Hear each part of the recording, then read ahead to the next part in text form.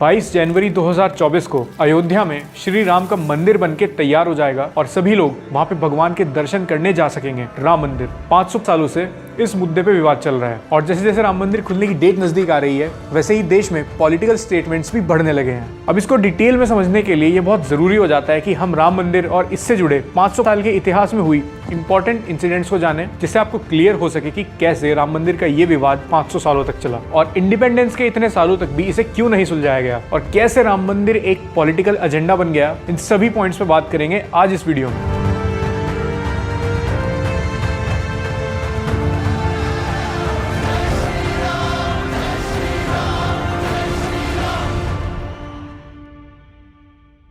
इस पूरे डिस्प्यूट की शुरुआत हुई ईयर 1528 में, जब बाबर के आर्मी जनरल मीर बाकी ने अयोध्या में सिचुएटेड एंशिएंट राम मंदिर को तुड़वा के एक मस्जिद बनवाई, जिसको बाद में बाबरी मस्जिद के नाम से भी जाना जाने लगा।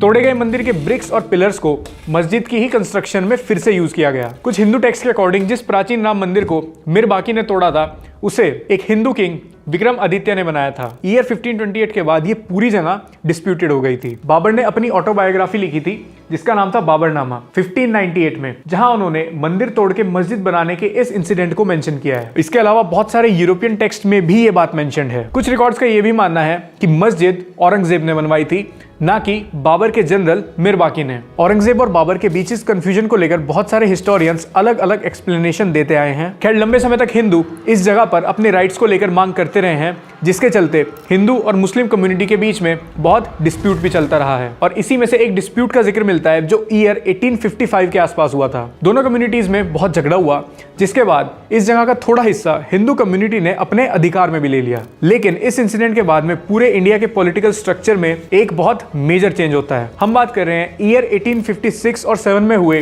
फर्स्ट इंडिपेंडेंस वॉर की, जिसका रिजल्ट ये हुआ कि झांसी और ग्वालियर के साथ साथ अयोध्या सिटी भी ब्रिटिशर्स की ईस्ट इंडिया कंपनी रूल के अंडर आ जाती है। जिसके बाद अयोध्या डिस्प्यूट पे फ्यूचर में कम्युनल राइट्स की पॉसिबिलिटी को देखते हुए ब्रिटिशर्स राम जन्मभूमि के विवाद को सुलझाने की कोशिश करते हैं और वो इस चीज का सोल्यूशन ऐसे निकालते हैं कि अयोध्या के डिस्प्यूटेड एरिया में दोनों ही कम्युनिटीज के लोग अपने रिलीजन रिचुअल्स को प्रैक्टिस कर सकते हैं। और फिर साल 1885 में राम जन्मभूमि का ये डिस्प्यूट कोर्ट में चला जाता है और इसकी शुरुआत करते हैं महंत रघुवीर दास। महंत रघुवीर दास जी फैजाबाद डिस्ट्रिक्ट मजिस्ट्रेट में पहला और फैजाबाद डिस्ट्रिक्ट कोर्ट में दूसरा सूट फाइल करते हैं। वो राम चबूतरे के सामने मंदिर निर्माण की परमिशन की डिमांड करते हैं, लेकिन दोनों ही जगह पे उनकी ये अपील रिजेक्ट कर दी जाती है, जिसका रिजल्ट ये था कि हिंदू कम्युनिटी इंडिपेंडेंस मिलने तक मस्जिद के बाहर स्थित राम चबूतरे के नीचे भगवान राम की मूर्ति की पूजा किया करते थे। ये चबूतरा मस्जिद की ईस्ट साइड में सिचुएटेड था और इसे राम चबूतरा भी बोला जाता था। अब 1947 में इंडिया एक इंडिपेंडेंट नेशन बनता है,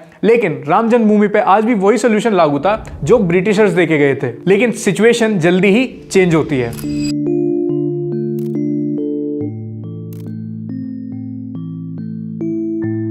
22 दिसंबर 1949 को एक ऐसा इंसिडेंट हुआ जिसने राम जन्मभूमि के डिस्प्यूट की डायरेक्शन ही हमेशा के लिए बदल दी। हुआ यूं कि बाबरी मस्जिद के मुखिया गुंबद के अंदर राम सीता की एक मूर्ति पाई गई और ये एक बहुत ही बड़ा इंसिडेंट था। अगली सुबह तक इस घटना की न्यूज पूरे एरिया में फैल गई और वहां पे बहुत सारे लोग इकट्ठा होने लगे। जब लोगों की बहुत ज्यादा भीड़ लगनी शुरू हो गई तो वहां पे कम्युनल राइट्स जैसी सिचुएशन बन गई और इसी बात को ध्यान में रखते हुए पीएम नेहरू तब के डिस्ट्रिक्ट मजिस्ट्रेट के नायर को ये ऑर्डर देते हैं कि उन मूर्तियों को मस्जिद के मुख्य गुंबद से निकालकर वापस राम चबूतरे में रख दिया जाए। लेकिन के नायर उस वक्त पीएम का ऑर्डर नहीं मानते और उन मूर्तियों को वहां से मूव करने से मना कर देते हैं। उनके इस रिप्लाई के बाद चीफ मिनिस्टर गोविंद बल्लभ पंत उन्हें मूर्ति हटाने के लिए प्रेशर करते हैं, लेकिन के नायर उनके भी ऑर्डर्स फॉलो नहीं करते और वो इस मुद्दे को कोर्ट में सुलझाने की सलाह देते हैं। तो अब ऑर्डर्स फॉलो ना होने पर मूर्तियों को जाल से ढक दिया जाता है और लोकल्स वहां पर राम भगवान की पूजा करना शुरू कर देते हैं। बट कुछ दिन बाद ही गवर्नमेंट उस एरिया को विवादित घोषित कर देती है और वहां की एंट्रेंस पे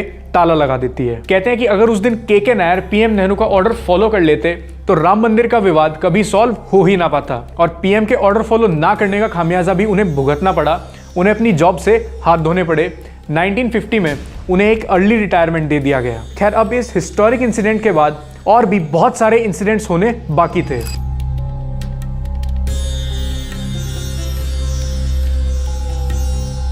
1986 में राम जन्मभूमि पर सुप्रीम कोर्ट का एक जजमेंट आता है जिसमें हिंदू कम्युनिटी को डिस्प्यूटेड जगह पे पूजा करने की परमिशन दे दी गई। अब उस समय पे राम मंदिर पे पॉलिटिक्स भी बहुत तेजी से शुरू हो गई थी, जिसे समझने के लिए हमें 6 साल पीछे आना होगा। ये बात है 1980 की। जनता पार्टी से अलग होकर एक नई पार्टी बनती है, भारतीय जनता पार्टी, जो कि हिंदू नेशनलिज्म की आइडियोलॉजी के साथ सामने आती है। अब इसके बाद ईयर 1984 में 2 बड़े इंसिडेंट्स होते हैं। पहला, जनरल इलेक्शंस, जिसमें बीजेपी को सिर्फ 2 सीट्स मिलती हैं, और दूसरा, बीजेपी लीडर लाल कृष्ण आडवाणी की लीडरशिप में विश्व हिंदू परिषद राम जन्मभूमि मूवमेंट कैंपेन शुरू करता है। 1986 के सुप्रीम कोर्ट के उस डिसीजन के बाद राम मंदिर के निर्माण की डिमांड बहुत ज्यादा बढ़ने लगती है, और बीजेपी और विश्व हिंदू परिषद भी इस बात को लगातार गवर्नमेंट के सामने रखने लगते हैं। जिसके बाद खुद कांग्रेस पार्टी और राजीव गांधी, जो कि उस समय के पीएम थे, इस बात को समझ चुके थे कि राम मंदिर एक बहुत बड़ा फैक्टर है आने वाले 1989 के जनरल इलेक्शंस में। जिसका रिजल्ट ये था कि खुद राजीव गांधी 1989 के जनरल इलेक्शंस के कैंपेन की शुरुआत अयोध्या सिटी से ही करते हैं। अब इलेक्शंस के रिजल्ट में राम मंदिर के डिस्प्यूट का इंपैक्ट साफ साफ दिखा। जिस पार्टी ने 1984 में सिर्फ 2 सीट्स जीती थी, उसी बीजेपी ने 1989 के इलेक्शंस में 85 सीट्स जीती। हाउएवर गवर्नमेंट कांग्रेस की ही बनी और राजीव गांधी फिर से पीएम बन गए। 1990 में बीजेपी और वीएचपी सरकार के सामने राम मंदिर के निर्माण को लेकर पब्लिक सपोर्ट गेन करने के लिए एक और मैसिव कैंपेन करते हैं, जिसे अयोध्या रथ यात्रा या राम रथ यात्रा भी कहा जाता है। ये कैंपेन 1 महीने तक चला, गुजरात के सोमनाथ से लेकर अयोध्या तक, और इस कैंपेन को भी लाल कृष्ण आडवाणी ही लीड कर रहे थे। अब बीजेपी के इस कैंपेन को लोगों का बहुत सपोर्ट मिला। लोग देश के अलग अलग कोने से उन्हें सपोर्ट करने के लिए आने लगे, जिसकी वजह से कम्युनल राइट्स जैसी सिचुएशन पैदा होने लगी। एंड एज अ रिजल्ट यात्रा रोककर लाल कृष्ण आडवाणी जी को अरेस्ट कर लिया गया बिहार पुलिस के द्वारा, और यूपी पुलिस ने भी लगभग 1.5 लाख यात्रियों को अरेस्ट कर लिया। फिर भी 30 अक्टूबर 1990 को अयोध्या में ये यात्रा कंप्लीट हो जाती है। फिर ये बात है उसी साल के 2 नवंबर की, जब कार सेवक हनुमानगढ़ी से राम जन्मभूमि की एक और यात्रा कर रहे थे। तो इस यात्रा को रोकने के लिए तब यूपी के chief minister Mulayam Singh Yadav car सेवक पर गोली चलाने का ऑर्डर दे देते हैं, और उसी ऑर्डर को फॉलो भी किया जाता है, जिसमें 15 कार सेवक की डेथ हो जाती है। लेकिन ये नंबर भी क्लियर नहीं है। कुछ लोग बोलते हैं कि नंबर 50 या 60 लोगों से भी ज्यादा है। इसके 2 सालों बाद एक और बड़ा इंसिडेंट हुआ, जिसमें बाबरी मस्जिद को डिमोलिश कर दिया गया। पुलिस लोगों को रोकने की बहुत कोशिश करती रही, लेकिन वो उसमें अनसक्सेसफुल रही, जिसके बाद देश में बहुत बड़े कम्युनल राइट्स भी हुए।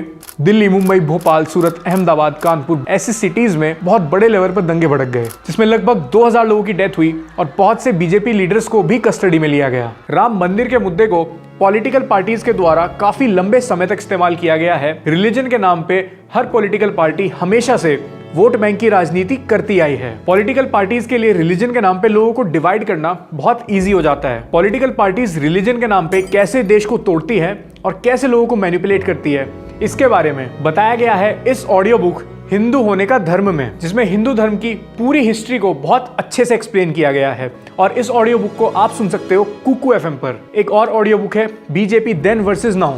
इस 1.5 घंटे की ऑडियो बुक में आपको पार्टी और इंडियन पॉलिटिक्स की एक अच्छी अंडरस्टैंडिंग मिल जाएगी। और कुकू एफएम पे ऐसी बहुत सारी ऑडियो बुक्स अवेलेबल हैं, फिक्शन, ज्योग्राफी, पॉलिटिक्स, इन सब टॉपिक्स पर। इस ऑडियो लर्निंग प्लेटफॉर्म से आप कहीं पे भी बुक्स को ऑडियो की फॉर्म में सुन सकते हो और नॉलेज गेन कर सकते हो। अगर मेरे डिस्क्रिप्शन में दिए गए लिंक से जाओगे तो तुम्हें फर्स्ट मंथ के सब्सक्रिप्शन पे 50% का ऑफ मिलेगा। Just use my coupon code HARSH50। So go and check it out. Now back to the video. और विश्व हिंदू परिषद को भी बैन कर दिया गया। लेकिन चीजें यहीं पे खत्म नहीं हुई।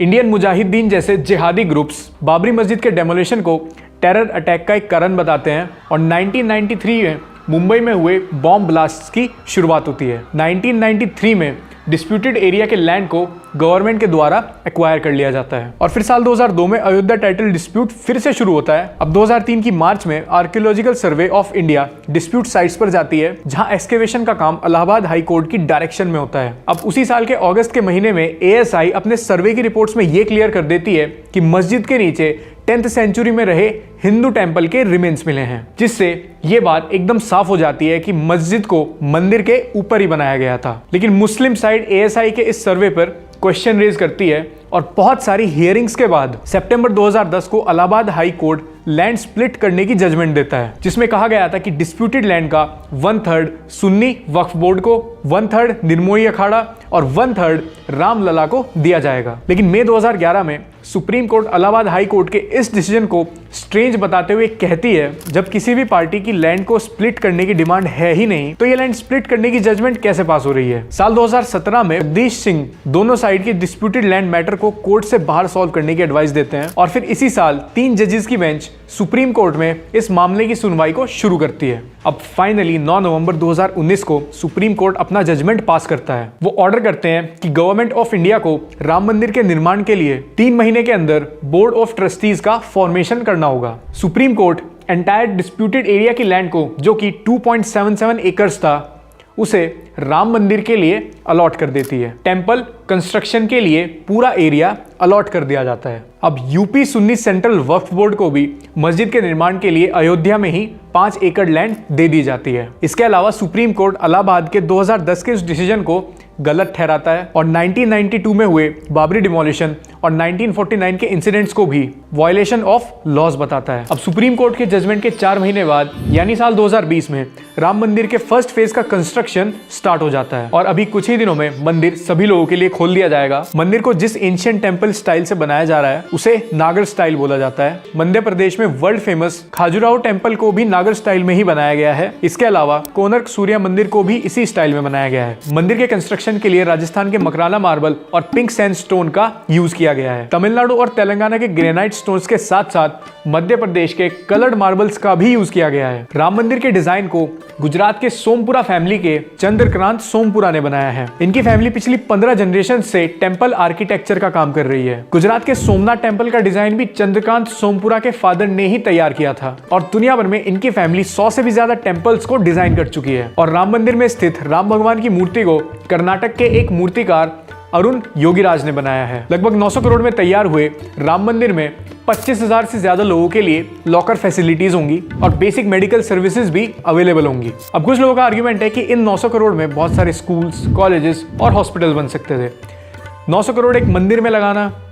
अब देखो, इंडिया की जो टूरिज्म इकोनॉमी है उसमें काफी हद तक सबसे बड़ा कंट्रीब्यूशन रिलीजियस टूरिज्म का है और रिलीजियस टूरिज्म में से भी सबसे बड़ा चंक जो आता है वो हिंदू टेंपल से आता है। नेशनल सैंपल सर्वे की एक रिपोर्ट के हिसाब से इंडिया की टेंपल इकोनॉमी लगभग 3.2 लाख करोड़ की है, जो कि इंडिया की जीडीपी का टोटल 2.32% है। इंडिया में रिलीजियस टूरिज्म एक बहुत बड़ा सोर्स ऑफ रेवेन्यू है। साथ ही साथ ये बहुत सारे लोगों के लिए एक एम्प्लॉयमेंट सोर्स भी है, क्योंकि रिलीजियस रिचुअल्स में यूज होने वाले प्रोडक्ट्स की डिमांड को मीट करने के लिए बहुत सारी वर्कफोर्स लगती है, जिससे बहुत सारे लोगों को रोजगार मिलता है। अब इसका सबसे बड़ा एग्जाम्पल है उत्तराखंड में होने वाली 4 धाम यात्रा। अब उत्तराखंड कोई बहुत बड़ा इंडस्ट्रियल हब तो है नहीं, तो हर साल होने वाली 4 धाम यात्रा उत्तराखंड स्टेट की एक बैकबोन है। हर साल लगभग 10 लाख लोगों को डायरेक्टली या इनडायरेक्टली इस यात्रा से एम्प्लॉयमेंट मिलता है। वहीं स्टेट गवर्नमेंट को हर साल यात्रा से 7500 करोड़ का रेवेन्यू भी होता है। इसका एक और फ्रेश एग्जांपल है काशी विश्वनाथ कॉरिडोर का, जहां पिछले 2 सालों में 12 करोड़ डिवोटीज दर्शन करने के लिए आए हैं। अब जब इतने बड़े नंबर्स में लोग आते हैं तो आसपास की इकोनॉमिक एक्टिविटीज बढ़ती हैं, जिसमें होटल इंडस्ट्री, रेस्टोरेंट्स, ट्रांसपोर्टेशन, इनसे जुड़े लोगों को एम्प्लॉयमेंट मिलता है और काम मिलता है। अब इस डेटा से ये क्लियर हो जाता है कि इंडिया के अंदर रिलीजियस टूरिज्म एक एम्प्लॉयमेंट का और रेवेन्यू का बहुत बड़ा सोर्स है। और राम मंदिर के कंस्ट्रक्शन के बाद अयोध्या में भी बहुत सारे एक्सप्रेसवेज और एयरपोर्ट जैसी फैसिलिटीज बढ़ती जा रही हैं। मंदिर के कंस्ट्रक्शन के बाद रियल एस्टेट सेक्टर में भी एक बहुत बड़ा प्राइस राइज देखने के लिए मिला है। अब राम मंदिर के इनॉग्रेशन के बाद लाखों भक्त दर्शन करने के लिए आएंगे, जिससे रिलीजियस इकोनॉमिक एक्टिविटीज के साथ साथ होटल, रेस्टोरेंट्स और ट्रांसपोर्टेशन सेक्टर में भी एक बहुत बड़ा बूम आएगा और लाखों लोगों को एम्प्लॉयमेंट भी मिलेगा। अब लास्ट में अगर राम मंदिर और इसके आसपास में होने वाली पॉलिटिक्स पर बात करें, 1986 के इंसिडेंट्स के बाद ये तो क्लियर हो जाता है कि राजीव गांधी ने भी खुद राम मंदिर के इस इंसिडेंट को इलेक्शन पर्पस के लिए as a vote bank use करने की कोशिश करी थी। हाउएवर बीजेपी और वीएचपी 1984 में लॉन्च हुए राम जन्मभूमि मूवमेंट से वो इस मुद्दे पर एक अच्छी पकड़ बना पाए थे। देखो, जब तक वोट्स की बात थी तब तक हर पार्टी ने राम मंदिर को अपने एजेंडा में रखा। अब चाहे बात बीजेपी की हो, बीजेपी ने अपने प्राइमरी एजेंडा में राम मंदिर को रखा, जिसे वो आज एक्सेप्ट भी करते हैं। अब कुछ लोग शायद इस बात को डाइजेस्ट कर पाएं या ना कर पाएं। सबसे पहली बात तो मुझे किसी भी पॉलिटिकल पार्टी से कोई फर्क नहीं पड़ता, ना राइट विंग से ना लेफ्ट विंग से, क्योंकि बीजेपी का प्राइमरी एजेंडा राम मंदिर था और उन्होंने इस बात को एक्सेप्ट किया। इसीलिए राम मंदिर निर्माण का पॉलिटिकल गेन आज बीजेपी को होगा। अब इस बात को कोई भी खुले में एडमिट नहीं करता कि इंडिया में वोट बैंक की पॉलिटिक्स हर जगह है। आप छोटे से छोटे जिलों में चले जाओ, कस्बों में चले जाओ, गाँव में चले जाओ, आपको हर लेवल पे वो देखने के लिए मिलेगी। तो अभी पॉलिटिक्स को एक साइड रखो और राम मंदिर की खुशी बनाओ। होपफुली हमें भी रामलला के दर्शन करने का जल्दी मौका मिलेंगे आपसे अगली वीडियो में। मेरे सोशल मीडिया हैंडल्स का लिंक आपको डिस्क्रिप्शन में मिल जाएगा। हमारा लाइव चैनल और व्लॉग चैनल दोनों चैनल चेकआउट करना, जो अच्छा लगे उसे सब्सक्राइब कर लेना। मिलेंगे अगली वीडियो में, बाय।